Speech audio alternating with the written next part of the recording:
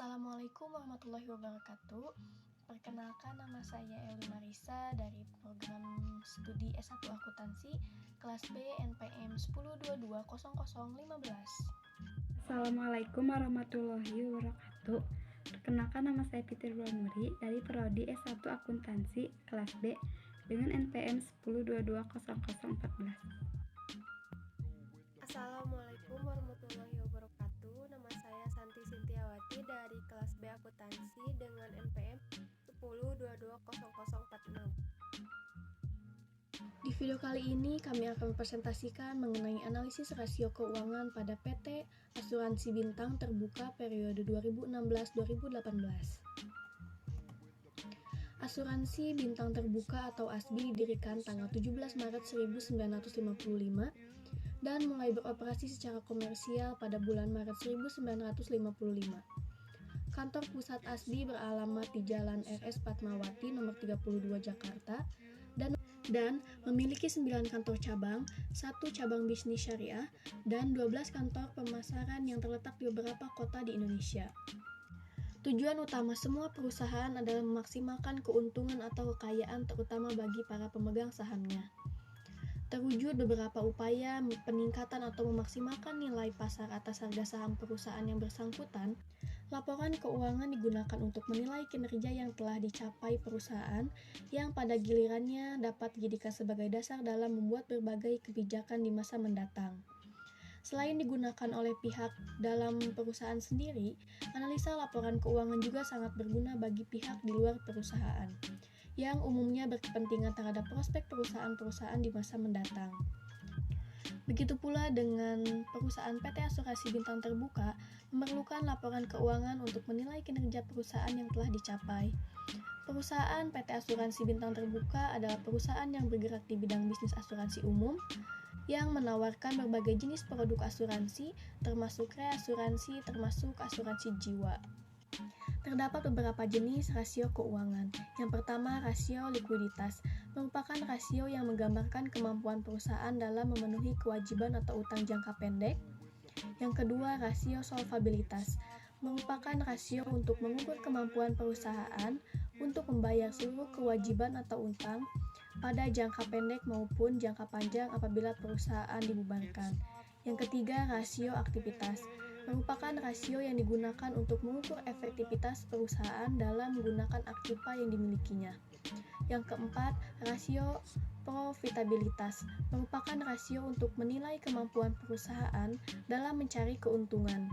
Rasio ini juga memberikan ukuran tingkat efektivitas manajemen suatu perusahaan untuk pertimbangan dalam mengambil keputusan di masa yang akan datang. Dari pengertian-pengertian tersebut, terdapat beberapa jenis macam rasio di dalamnya. Yang pertama, rasio likuiditas. Terbagi menjadi 3. Yang pertama, rasio lancar. Rasio lancar digunakan untuk menghitung kemampuan perusahaan dalam membayar kewajiban jangka pendek atau utang yang segera jatuh tempo pada saat ditagih secara keseluruhan. Rumusnya yaitu rasio lancar sama dengan aktiva lancar dibagi utang lancar. Yang kedua yaitu rasio cepat. Digunakan untuk menghitung kemampuan perusahaan dalam membayar kewajiban jangka pendek dengan aset yang lebih liquid atau tanpa persediaan. Rasio cepat yang ideal adalah 100% atau 1:1. Rumusnya, rasio cepat sama dengan aktiva lancar dikurangi persediaan dibagi utang lancar. Yang ketiga yaitu rasio kas. Digunakan untuk menghitung kemampuan perusahaan dalam membayar kewajiban jangka pendek dengan kas yang tersedia. Tidak terdapat standar khusus pada rasio kas, sehingga penilaiannya tergantung kebijakan perusahaan. Rumusnya yaitu rasio lancar sama dengan kas dibagi utang lancar. Rasio yang kedua yaitu rasio leverage, digunakan untuk mengukur kemampuan perusahaan untuk membayar seluruh kewajibannya baik jangka pendek maupun jangka panjang apabila perusahaan dibubarkan. Terdapat 2 jenis dalam rasio leverage. Yang pertama yaitu rasio hutang, digunakan untuk mengukur jumlah aset perusahaan yang dibiayai oleh utang atau modal yang berasal dari kreditur. Rumusnya yaitu rasio hutang sama dengan total hutang dikali 100% dibagi total aktiva. Yang kedua yaitu rasio hutang terhadap ekuitas. Digunakan untuk perbandingan utang dan ekuitas dalam pendanaan perusahaan dan menunjukkan kemampuan modal sendiri perusahaan untuk memenuhi seluruh kewajibannya. Rumusnya yaitu debt to equity ratio sama dengan total utang dikali 100% dibagi total ekuitas. Rasio aktivitas. Rasio aktivitas merupakan rasio yang digunakan untuk mengukur efektivitas perusahaan dalam menggunakan aktiva yang dimilikinya. Pertama, total asset turnover. Mengukur efektivitas penggunaan dana yang tertanam pada seluruh aktiva dalam menghasilkan penjualan. Yang kedua, fixed asset turnover. Mengukur efektivitas penggunaan dana yang tertanam pada seluruh aset dalam menghasilkan penjualan. 3. Inventory turnover. Inventory turnover merupakan rasio yang digunakan untuk mengukur beberapa kali dana yang ditanamkan dalam persediaan ini berputar dalam satu periode. Rasio profitabilitas. Rasio profitabilitas merupakan rasio untuk menilai kemampuan perusahaan dalam mencari keuntungan. Rasio ini juga memberikan ukuran tingkat efektivitas manajemen suatu perusahaan. Hal ini ditujukan dari laba yang dihasilkan dari penjualan dan pendapatan investasi. Ada beberapa rasio profitabilitas yang digunakan yaitu: pertama, gross profit margin.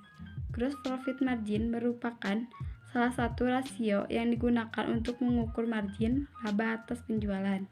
Yang kedua, return on investment. Pengembalian atau imbalan atas investasi merupakan rasio yang menunjukkan hasil atas jumlah aktiva yang digunakan dalam perusahaan. Semakin kecil rasio ini, semakin kurang baik, demikian juga sebaliknya. Yang ketiga, return on equity. Rasio ini mengukur kemampuan perusahaan memperoleh laba yang bersedia bagi pemegang saham perusahaan. Analisis rasio keuangan perusahaan. Berdasarkan data-data yang telah dikumpulkan, maka peneliti dapat menganalisis beberapa rasio keuangan agar dapat melihat perkembangan dari perusahaan PT Asuransi Bintang Tbk. Laporan neraca PT Asuransi Bintang Tbk per 31 Desember 2016 sampai dengan 2018. Berikut ini tabel laporan keuangan PT Asuransi Bintang Tbk per Desember 2016 sampai dengan 2018. Neraca saldo per 2016, 2017, 2018. Dapat dilihat bahwa aset perusahaan terdiri dari aset lancar.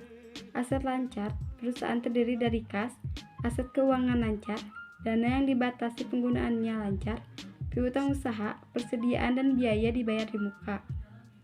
Neraca per 2016, 2017, 2018 dalam ratusan juta.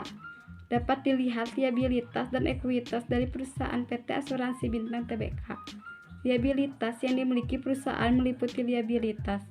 Liabilitas terdiri dari pinjaman, utang usaha, uang muka pelanggan, utang pajak, dan liabilitas yang jatuh tempo dalam 1 tahun.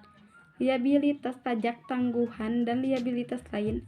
Dan ekuitas terdiri dari ekuitas yang diatribusikan kepada pemilik saldo laba.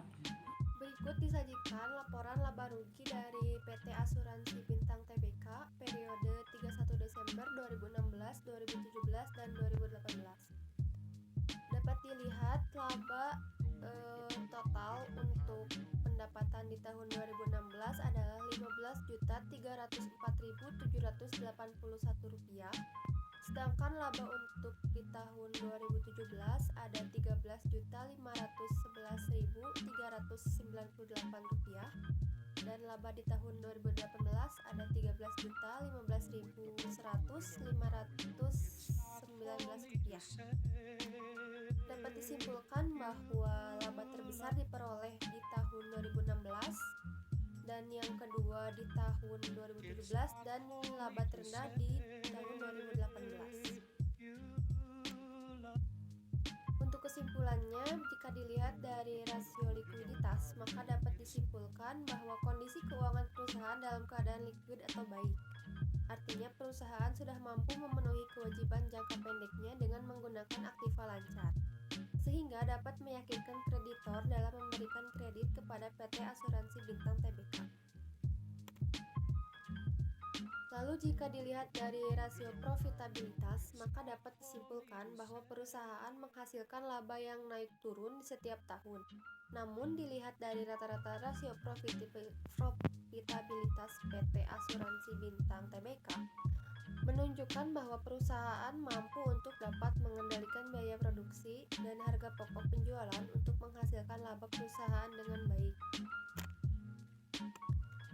Selanjutnya, jika dilihat dari rasio aktivitas, kinerja keuangan perusahaan sangat baik karena perusahaan sudah mampu memaksimalkan kapasitas aktiva tetap yang dimiliki perusahaan. Dan untuk rasio leverage dapat disimpulkan bahwa kondisi keuangan perusahaan baik karena sebagian besar aset perusahaan dibiayai oleh utang. Sekian yang dapat kelompok kami sampaikan. Mohon maaf apabila ada kekurangan. Wassalamualaikum warahmatullahi wabarakatuh.